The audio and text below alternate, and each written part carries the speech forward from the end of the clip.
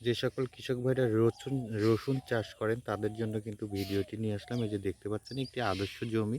এখানে কিন্তু দেখেন কোনো আগাছা নেই। অল্প জায়গাতে আমি রসুন করেছি। এখানে রসুনটা লাগানোর পরে যে কাজটি করতে হবে আপনাকে, লাগানোর আগে কিন্তু আপনি ২ ভাবে লাগাতে পারেন।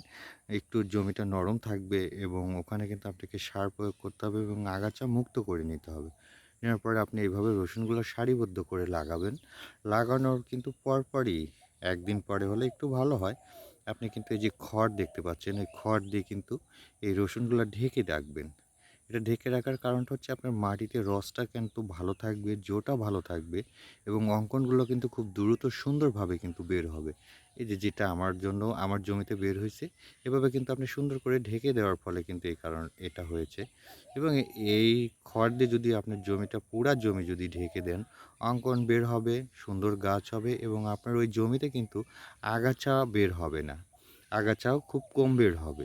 এবং এই খড়ের উপরে কিন্তু আপনি সার প্রয়োগ করলে কোনো প্রবলেম হবে না। আপনি সার দিতে পারেন, পানি দিয়ে সেচ দিতে পারেন, কোনো প্রবলেম হবে না তাতে। তাতে আরও বরঞ্চ আপনার রসুন কিন্তু ভালো হবে। তাই যে সকল কৃষক ভাইরা আছেন এভাবে কিন্তু আপনি রসুন করতে পারেন। ধন্যবাদ সবাইকে।